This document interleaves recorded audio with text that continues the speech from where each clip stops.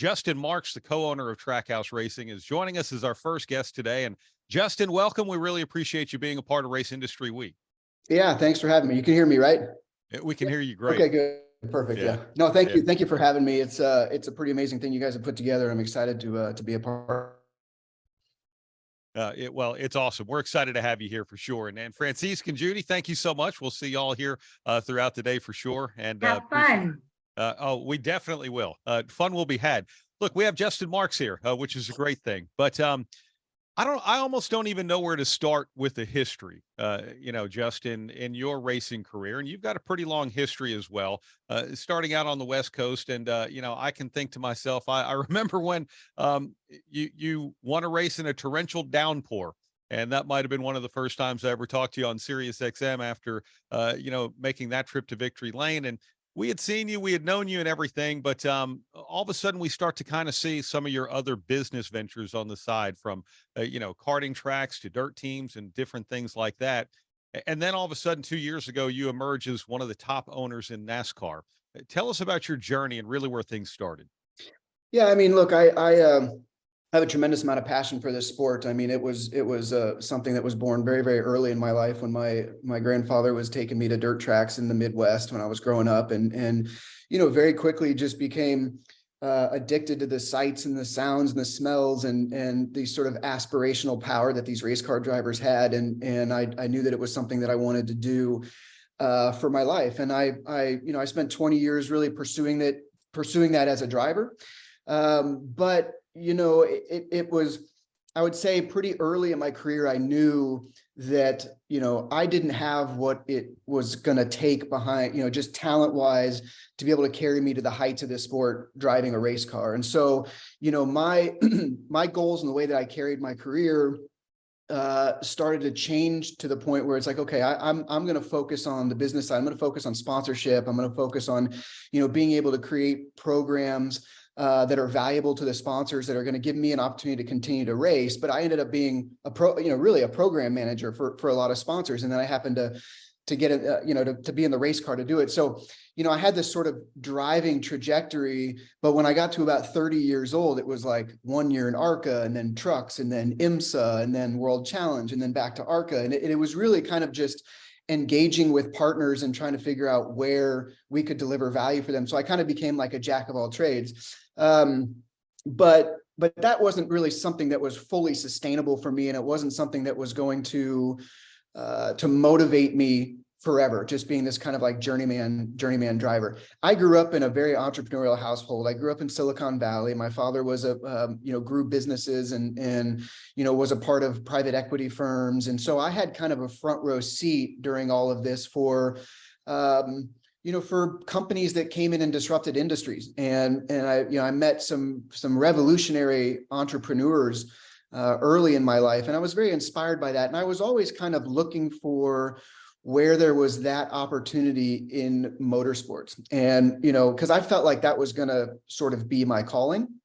So, I had obviously this passion of going to the top of motorsports, but I knew I wasn't really going to get there behind the wheel. And when I first started hearing, so I'll back up a moment. So, when I was racing, I did start businesses, and, started an import and distribution company in go-karts in the late 2000s with my partner. And then around 2011, we built this GoPro Motorplex. And then, while I was racing, I owned a World of Outlaws team with Kyle Larson. I owned a K&N Pro Series team with Harry Scott.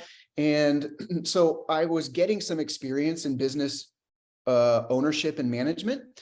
But around 2019, when I started hearing rumblings about this new car that NASCAR was thinking about introducing at the Cup Series level, that's when my antenna really, really went up. And I really tried to understand what this car was all about. And when I understood what they were trying to do and understood the model of this race car, that's when I, for the first time in my life, saw an opportunity to fly to the heights of this sport and to win at the highest levels of this sport, it just wasn't going to be me holding the steering wheel. And so at that point, I sort of pushed my chips all in, created Trackhouse, retired from full-time racing, and kind of took that dive into the entrepreneurial life that I've been sort of waiting for the past 10 or 15 years. You know, it's interesting. You said a phrase there when you were talking about disrupting industries. And it seems like that's sort of what you've come in and done with the NASCAR Cup Series. And I'm not saying that, maybe you've ruffled some feathers along the way, but it seems like everybody has really watched you and celebrated what you've done with Trackhouse Racing, and not just how you've been able to grow the business, but the race team philosophy. I do think it's very refreshing. And we hear this a lot coming out of your organization, that this is one team with two cars. You don't ever talk about being a two-car team. It's one team with two cars. And it's amazing to see that mentality really flow through there. Tell us about just really how you run the business and motivating. Well, that's a deep rabbit hole. I mean, honestly, if you were to just look at it from 30,000 feet, the way that I've described this before is what this car represents is a transition from these race teams being engineering and manufacturing corporations to being sports teams. And, now we truly are all playing with the same ball. And that's where I saw my opportunity to come into this sport and be able to be successful against teams that have a lot more people than we have, and frankly have, ownership with a lot more capital at their disposal than we have. But, focusing and putting an emphasis on the team, on employee motivation, on workforce culture, on things like this was I saw, was going to be a real opportunity for us to be successful, because, that's all well and good, but in the previous generations of race cars in this sport, you could have a great workforce culture, you could have, great motivation and unlock the full potential of your people, but go to the racetrack and be racing against pieces of equipment that are far superior to yours, because other teams have these deep engineering and they're designing clips and suspension geometry and aero and all this stuff. Well, now, like I said, we're all playing with the same ball. So I saw that as our opportunity as Trackhouse to be able to come out of the gates and really compete. And that's where we have been focusing, is, really working on unlocking the full potential of everybody at our company. And I say we only have 150 people that work for the company. It's a lot of people, but the teams that we're racing against have 300, 400, 500 people. They have entire departments that we don't have. So, being able to focus and invest in your workforce, that's what's really allowed us to be successful. And I'm really trying to manage it and promote it truly as a sports team. And, one of the great moments of the year, or one of my favorite things I would say from our year, is the fact that when Ross won both of his races and when Daniel won his race in Sonoma, the other driver was in victory lane. When Daniel won his race in Sonoma, I didn't ask him to do this or anything, but, Ross got out of his race car, he went to the trailer and changed. He came to victory lane to take pictures with Daniel and the trophy. And that's really an indication of what we're trying to build. And I think has given us an opportunity to be successful, because what you're really trying to do is, like I said, unlock the full potential of everybody. You want everybody operating at 100% of their capabilities and working truly as a team. And that's what's given us an opportunity to be successful. The one thing that I admire about you is, you're definitely jumping on the fast train. And if a faster train's going by, it seems like you're not afraid to jump on it and just keep moving forward. So your first year of competition, this is before the next gen car, but you form an alliance with Richard Childress Racing, and effectively your team is the night shift over there. If that's an accurate way to describe it, but you're able to do it with an alliance without having to, buy a whole lot of parts and pieces, do this and run. And this is in the same year that, 2021, when people started talking about the new team owner, well, Michael Jordan, he was the big heavyweight coming in. Then you announced that you've teamed up with Pitbull as well. And that's a great story. And I would say, I think probably the overwhelming feeling for a lot of people that were paying attention to NASCAR was like, wow, Trackhouse Racing really overachieved. We weren't necessarily expecting to see the 99 car running up toward the front as much as it did, but being able to start that way, first of all, and do that with an alliance and sort of, I don't know that you necessarily had to hit the ground running at full speed. I'm sure you had to hit the ground running, but being able to do it that way, how much did that help you to just learn a lot of what maybe you didn't know at the time? Well, when when COVID hit and they delayed the car a year, there was a real discussion around, do we delay Trackhouse a year? Do we wait for this new car? And as Ty and I talked about it, it actually we came to, I think, a very, very elegant solution as far as, being able to come into the sport, establish our core people, and start building our brand in the last year of the Gen 6 car without making investments in assets and infrastructure that were going to be obsoleted in 8 months or 10 months. So I think the way that we came in with RCR was vital to our development as a company, and was probably one of the most valuable things that we did, because I essentially went to RCR and I said, look, I just need you guys to private label a race team for me. So you guys handle the cars and the engineering and obviously HR and IT and all of that kind of stuff, pit crews, everything. And we're going to go build a brand over here. And so we hired Daniel and we hired Travis Mack, our crew chief. And then Ty and I went to work on building a team. So, we were able to be on the racetrack and sort of growing brand equity without having to operate a race team, and just start ramping up and looking at what our operations for 2022 were going to be when the next gen car arrived. And it was important in our ability to come out of the gates with the next gen car, being able to hire good people, build good operations. If we were on the racetrack in 2021 and people were seeing every week that we were there, it wasn't just this sort of idea in background. And, we had some great races. We had some difficult races, but it was an opportunity for us to really start building our brand and building, for me to really start kind of building the business plan for what next gen was going to look like.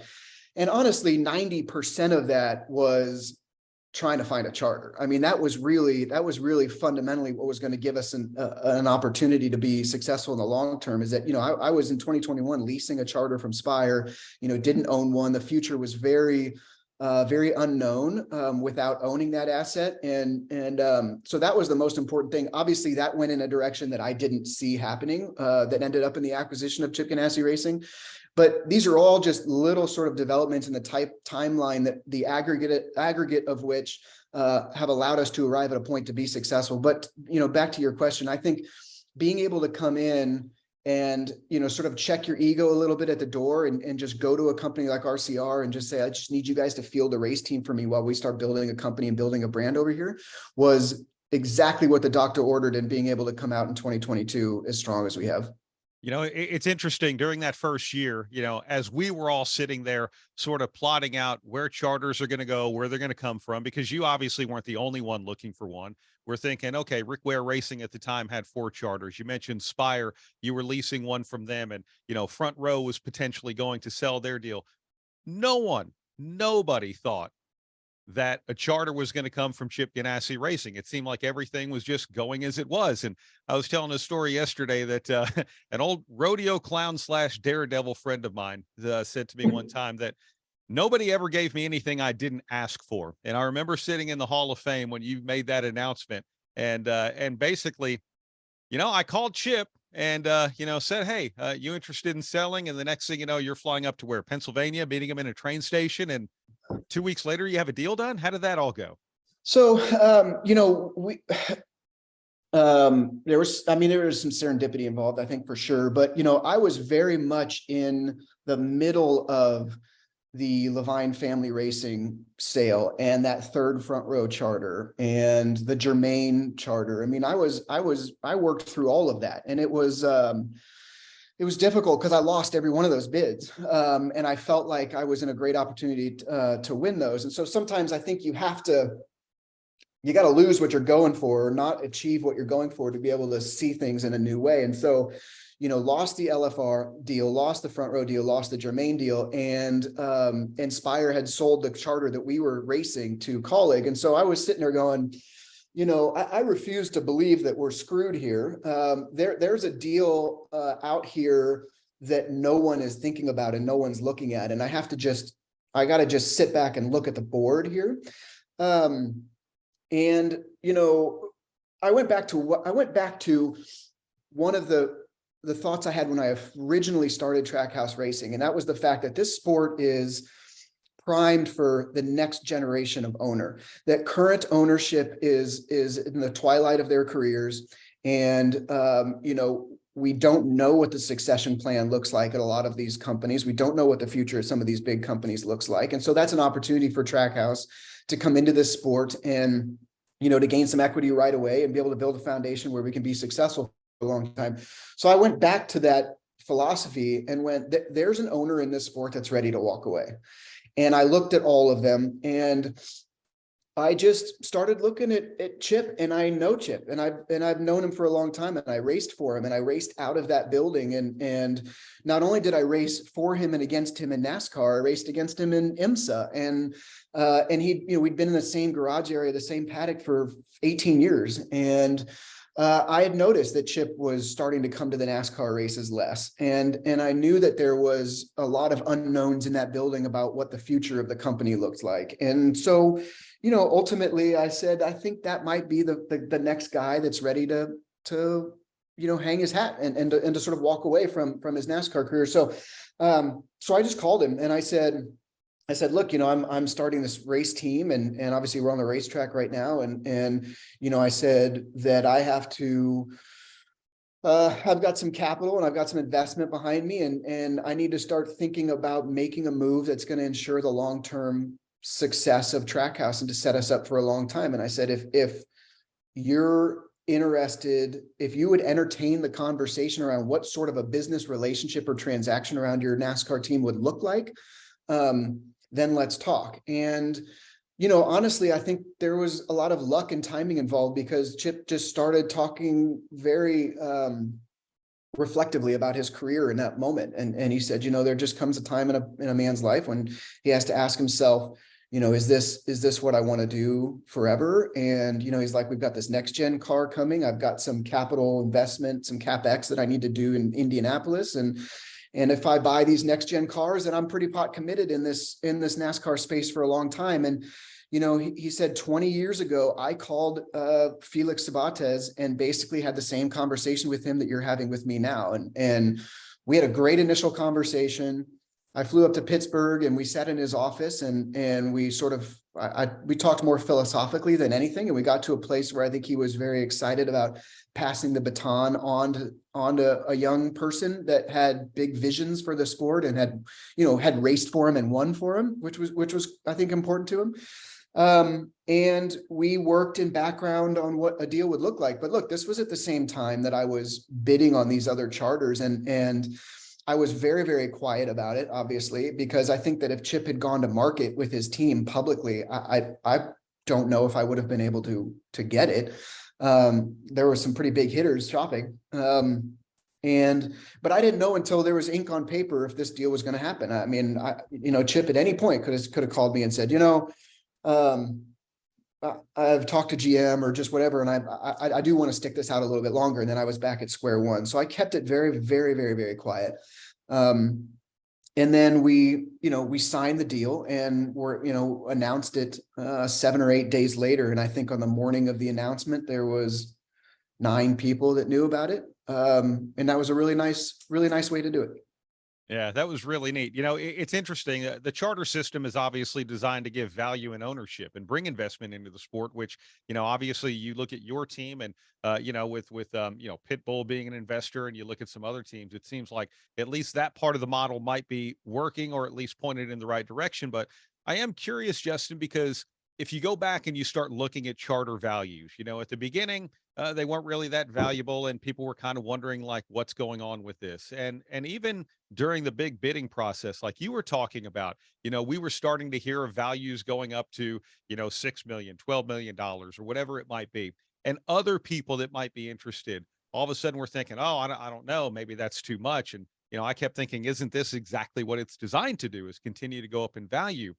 Did you look at this as I have to get in early, or did you just look at this as I have to get in if I want to be able to do this? Yeah, probably a little bit of both. I mean, honestly, it was, I have to get in and period, just because you can't go racing in the NASCAR Cup Series without it. And, you know, you can't build a business around it without it, I guess I should say. And, you know, the values of these charters, the transaction values of these charters, a charter was being sold every like 90 days at this point. And every single one that was being sold at basically double the previous price, or some increase of 50% of the other. So that really introduced an element of urgency for me, because it wasn't going to be too long before I just was priced out, and I couldn't get a deal done. So, I mean, I I did a great deal with Chip. I did it at the right time. And, you're right. It absolutely has the intended purpose, because, professional sports team ownership is a very hot asset class right now. And I think if you look at a lot of different sports, you look at what's happening in football and the valuations of these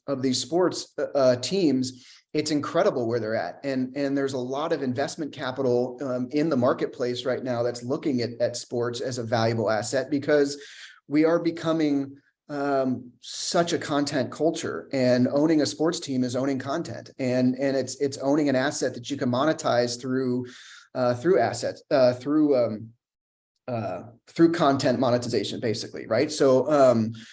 So I mean, it's a great model that NASCAR has built.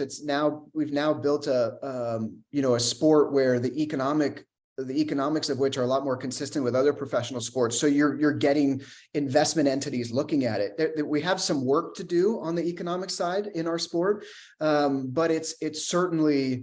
I certainly feel like I'm sitting on an asset that someday is gonna prove to have been one of the great investments that I could have made in my life. Yeah, it's starting to look like that in a lot of ways, for sure. Definitely want to talk about the competition side, your successes there. We do have some questions for the chat, but I also want to move forward and talk about the future of Trackhouse.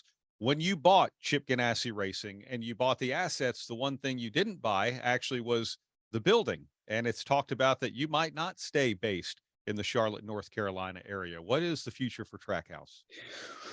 Well, I think. When I was originally looking for a charter, the idea was to buy a charter and then to build a race team from scratch in Nashville, Tennessee, and put sort of an all points bulletin out to the industry and say, look, we're paying for moves. These are the jobs that are opening, and build something right here in Nashville where, we could be one of the professional sports teams of the city alongside the Tennessee Titans and the Predators, and really be able to engage with fans in the city. And we're still doing that. I mean, I live in Nashville. We run this business out of Nashville. We've got an office here. And we've got very exciting things for the future.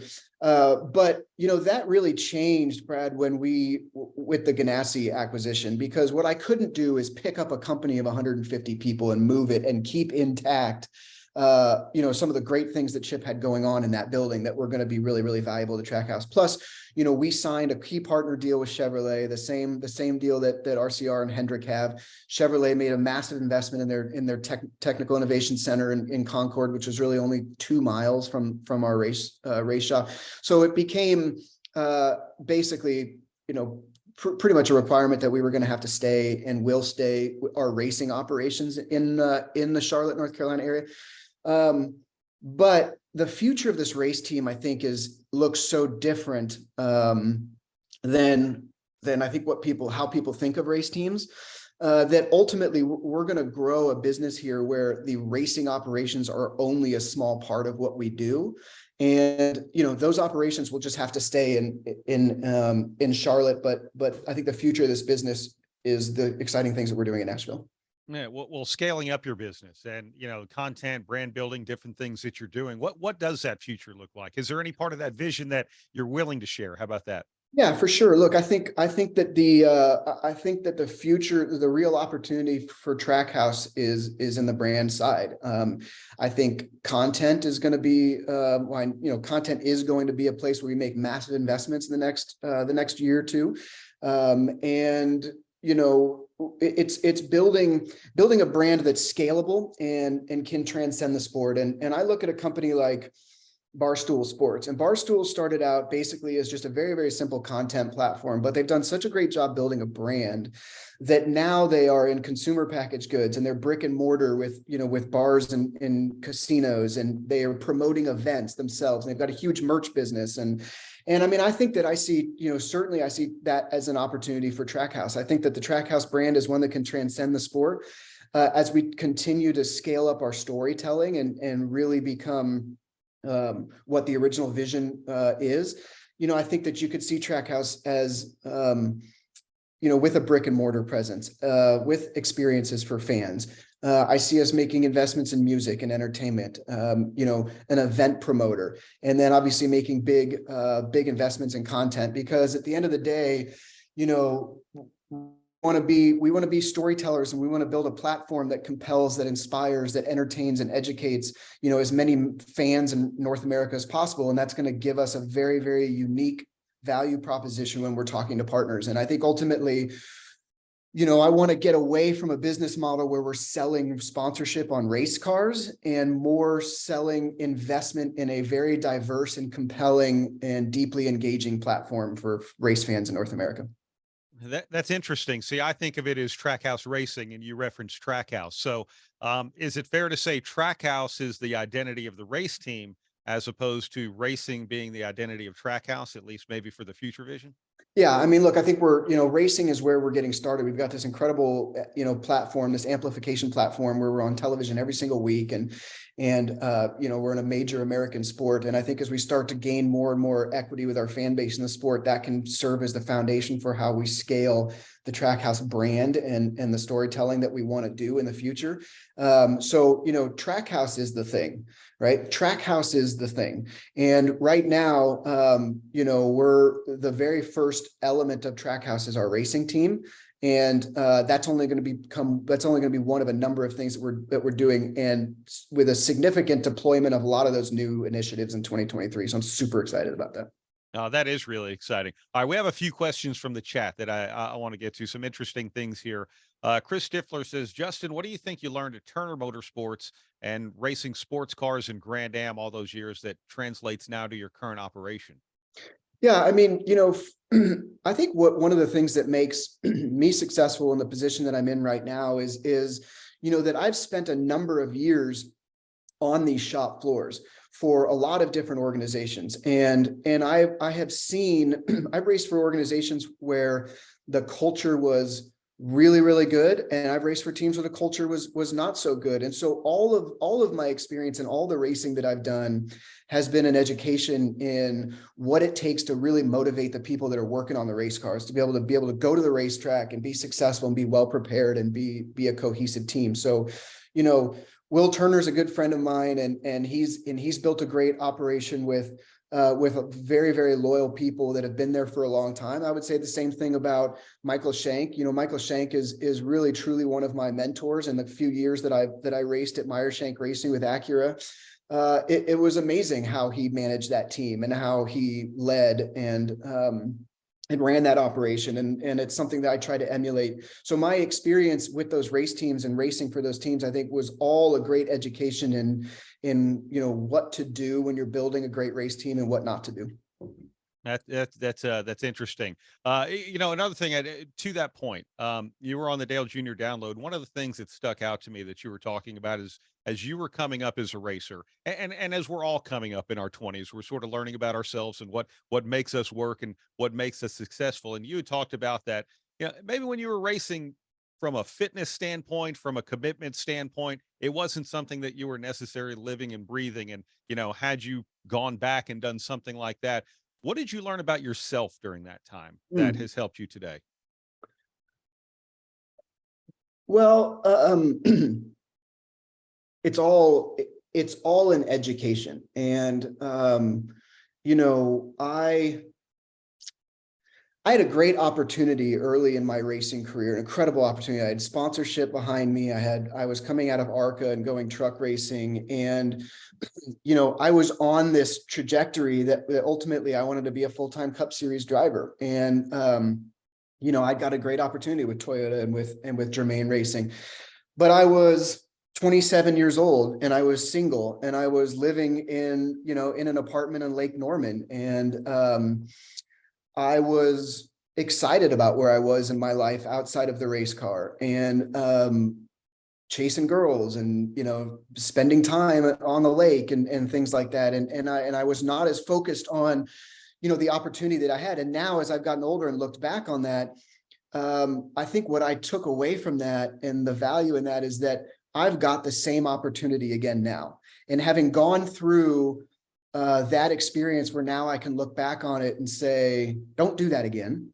Obviously I'm at a very different point in my life. I'm married, I've got kids, I've built this great life for myself. But I think that you have to have opportunities and lose them, excuse me, and then be able to look back on those and take lessons from them.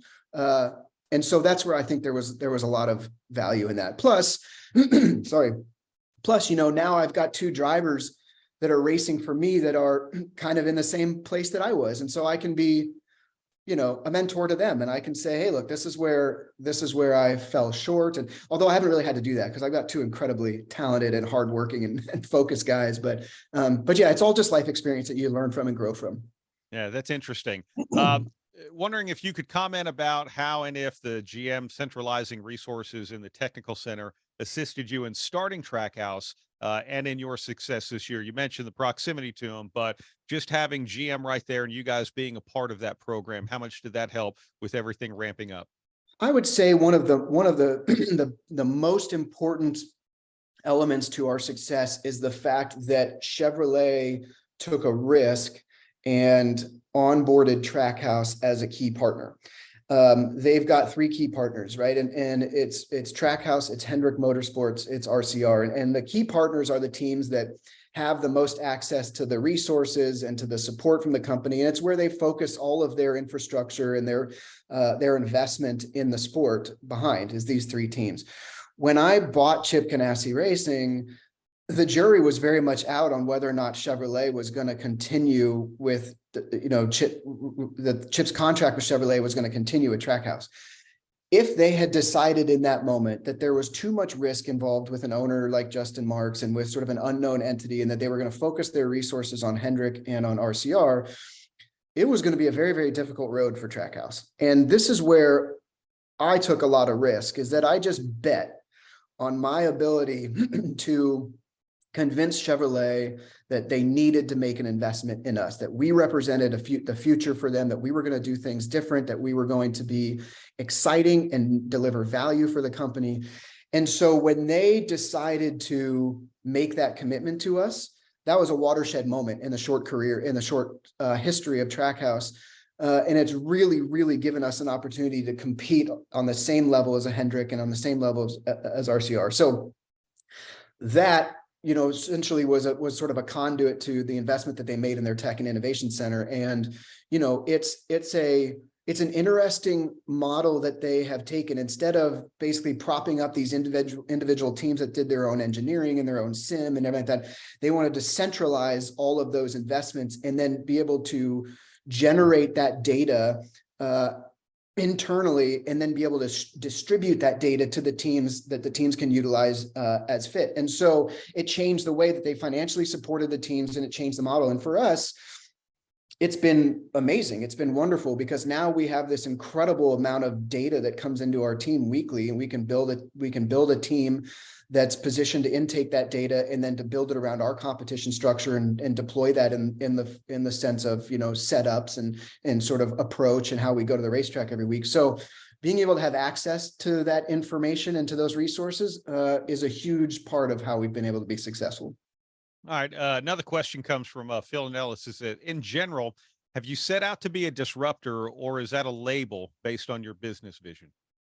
I 100% have set out to be a disruptor. And,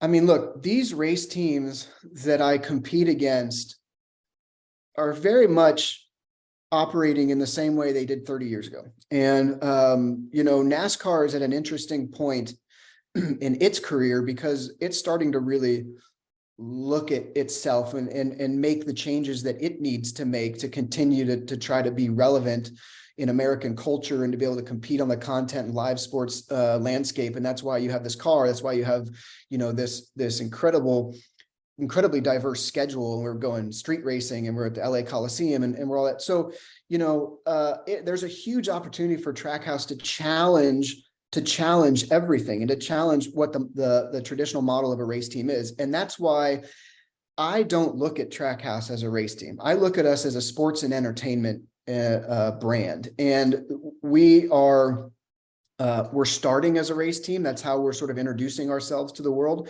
But I think in 3 to 5 years from now, Trackhouse is just going to be something that is unlike what anybody has ever seen, or at least challenges the traditional notion of what a race team is. And we're what I hope to be, we're on the 1 yard line of what I hope to be a game-winning drive here. And we've got a lot of exciting plays in our future. So 100%, we're trying to disrupt everything that we can. And it's a lot of fun to watch too. All right. With all your ventures from GoPro Motorplex, your ownership role in the Big Machine Music City Grand Prix, Trackhouse Racing, the Project 91, which we should definitely talk about, and a potential IndyCar team down the road, as well as your digital content interest, how do you compartmentalize your time and focus? Well, I think the important thing is, building a strategy where you really can manage the cadence of business development initiatives. And, I'm one of these people that one of my faults is that I want to do it all, and I want to do it all right now. And I am building a team around me to help manage that facet of my personality, and really build a strategy around it. So, it's continuing to surround myself with good people that can build structure and like I said, manage sort of the cadence and how we develop as a company.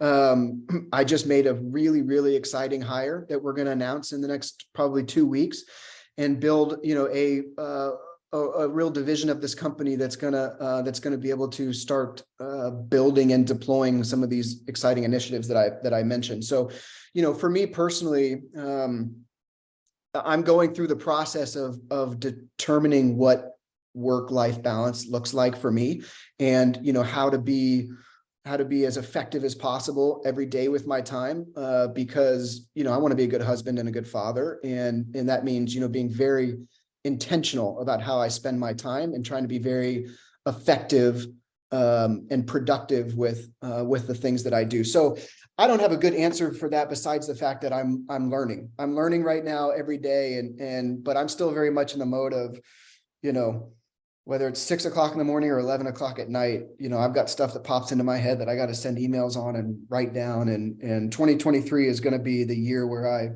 I start to really become more productive and efficient with my vision and my time. You say it's a fault wanting everything now. I think a lot of people would look at that as a strength as well. Project 91. What a great innovative idea. And I think when we went to Watkins Glen, having the Iceman himself in your car, Kimi Räikkönen, that was about as big of a story as what was going on in the race.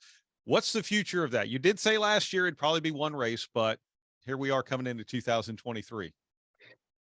Yeah, I mean, that's a really exciting program, and that's one that I think it's a passion project for me, for sure. And obviously it fits in the strategy for what Trackhouse is trying to do and look like and be different.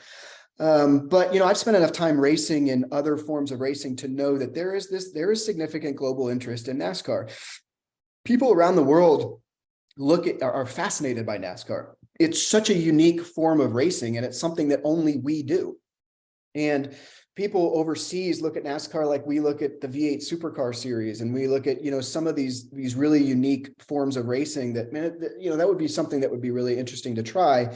And so that's how the idea was born, right? Is the fact that, it's been such a heavy lift for so long for people to come into NASCAR, because the car has been so difficult, and it's been so difficult to drive, and the skill set that you need to drive it has been so proprietary that it hasn't been a great experience for a lot of people. And you've seen people from different disciplines come in and really struggle, and these are competitive athletes, and they don't want to come struggle, and they don't want to come and just do an experience. They want to race, and so this car, the next gen car, is much more consistent with the global platform of sort of GT racing, right? I mean, it's a independent rear suspension. It's got, aero from underneath, sequential gearbox. I mean, it's very much like a GT3 car, like a V8 supercar. So the learning curve is not quite as steep. I believe even on the ovals, although no one's tried that yet. So the future of Project 91, we're going to continue we've got some really, really neat conversations happening right now, really exciting conversations for what that's going to look like in the future. Ultimately how that program grows is going to be, where is going to be, from a commercial standpoint, right? I mean, I think at the very least, we're always going to do one race. If, we onboard partners that are excited about that and want to see that thing scale and grow, we could do as much as 5 or 7 races. Part of it is a little bit of a litmus test, to be honest with you, because I'm a big believer that world-class talent from other disciplines with this car now can come in NASCAR and be more competitive on the ovals than they've ever been previously, because this car does not drive on the ovals like the traditional cars do. You don't drive these things in yaw, and you don't lean on the side force, and you drive them like race cars, like normal race cars. And there's nuance to that, obviously, but I believe that world-class talent can come in and be successful in the NASCAR Cup Series full-time on the ovals that don't have a lot of oval experience. So hopefully Project 91 scales to a point where we can put a Kimi Räikkönen or somebody like that at Charlotte or at Bristol or Atlanta or something like that, and kind of see what happens, because I believe those guys can be successful. If that works out the way that I am hoping it's going to work out, the doors have been kicked wide open into the types of exciting talent and personalities and international flair we can bring into NASCAR.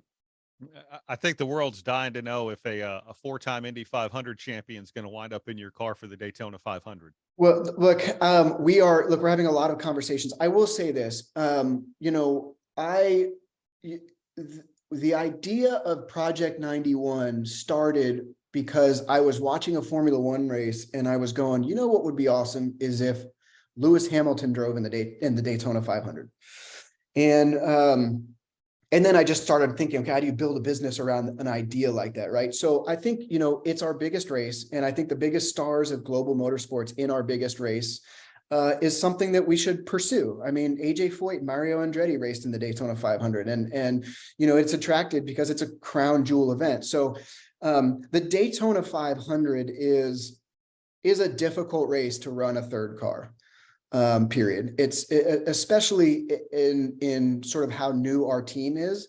So I don't see us rolling out a third car for the 2023 Daytona 500. I don't want to say that it's something that we're never going to do, but to add that element to all of the work that we have to do as a company in January and the first part of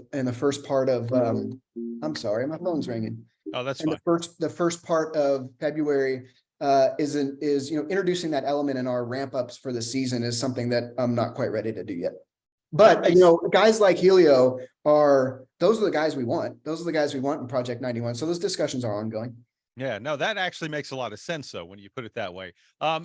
Talking about the competition side, and this question, which I love the way it's phrased, did you foresee winning in your first year of competition in the Cup Series, or what that was a surprise to you? I mean, obviously it happened in your second year, but the team is so fresh.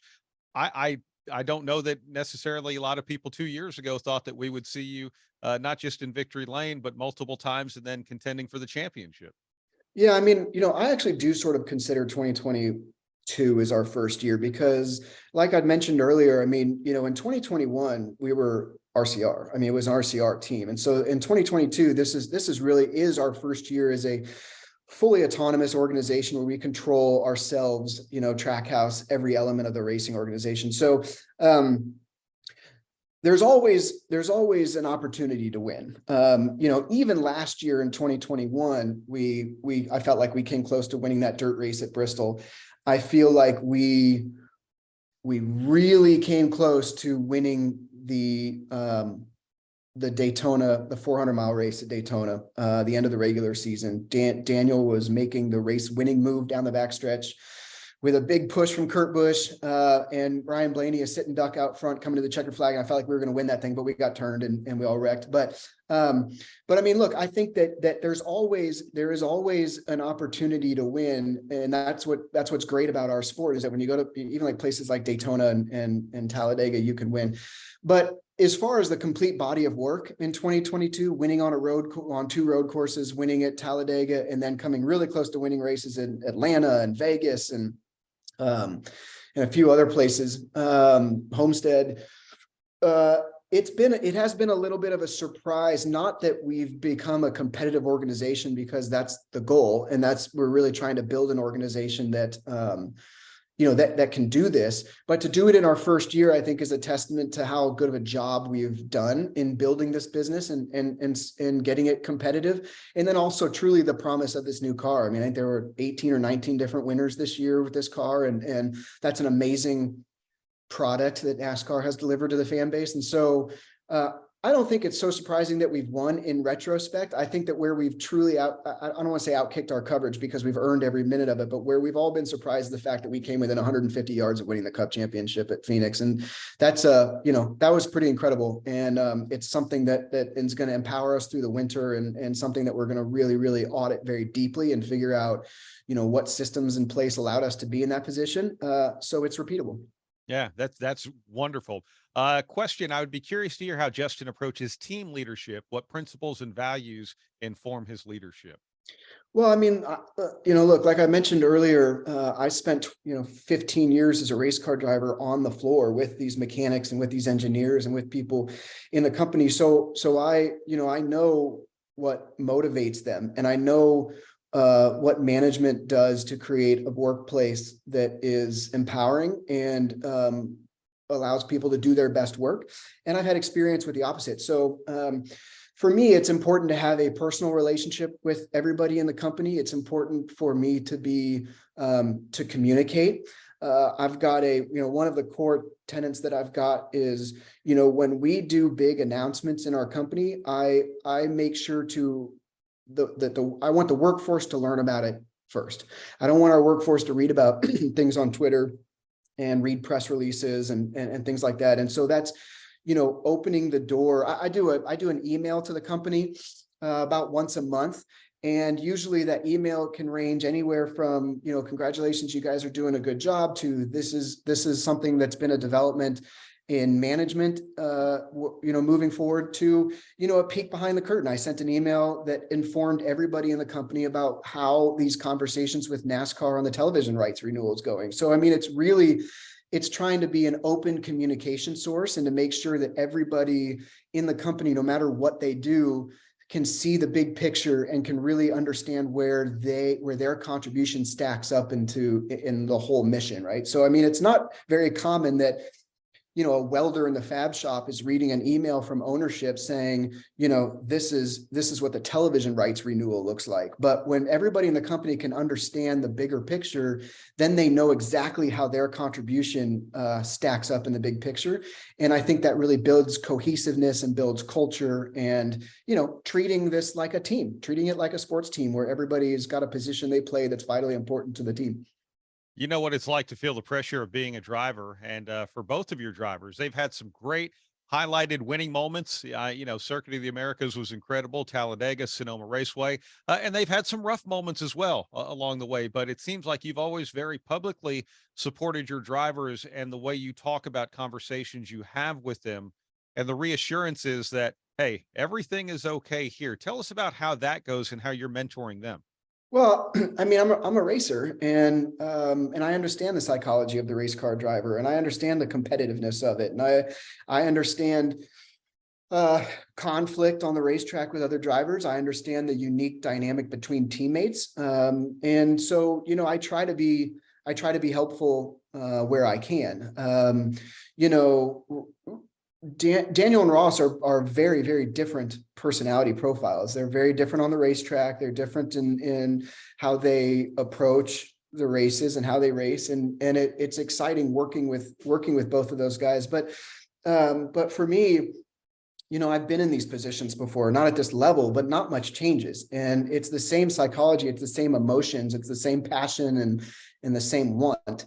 So I try to be helpful in the moments when they're down, and try to be a cheerleader and tell them that, this is that we're behind you. This is your race team. What can I do for you, Daniel? What can I do for you, Ross?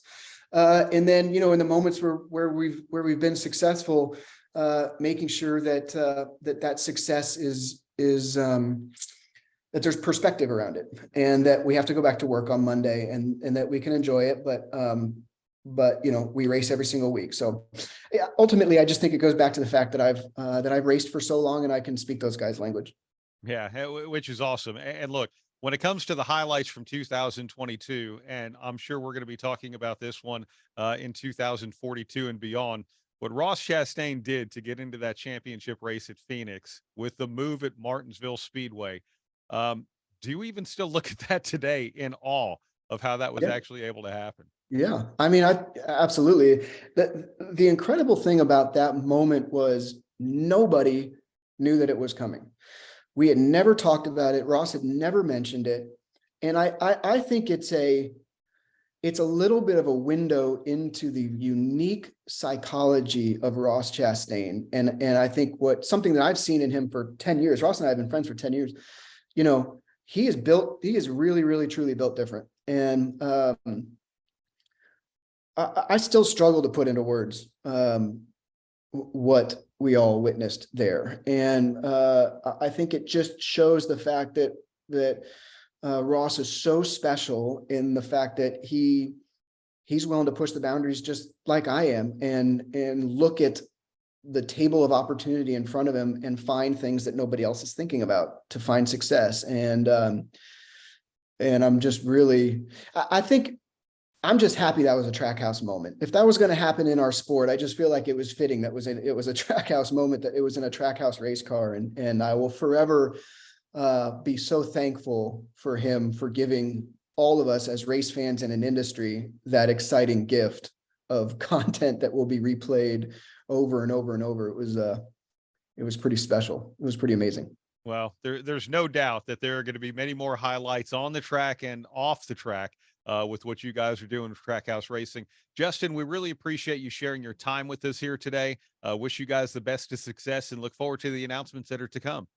Yeah, I really, really appreciate it. Thanks for putting all this together this week. I'm excited and following along, and what you guys do. And this is a very, very exciting industry. I'm so passionate about racing. I'm excited about the future of this industry. There's a lot of very exciting things happening in the industry. It's going to be a difficult and challenging decade ahead, because our industry's got a lot of competition when it comes to the American consumer, but we've got some great people making good decisions and some great people with great vision. So excited Trackhouse can be a part of it and hopefully contribute in a good way.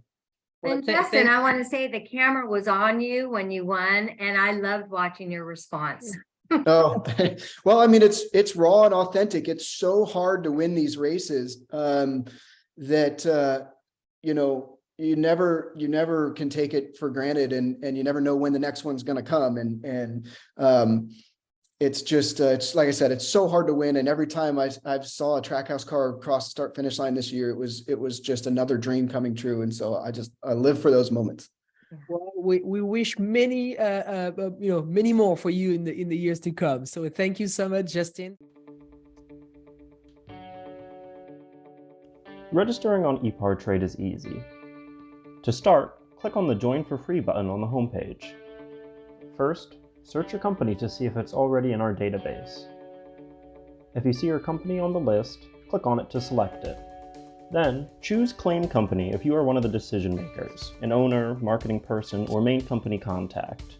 Or choose Join Company if you are an employee, and press Continue.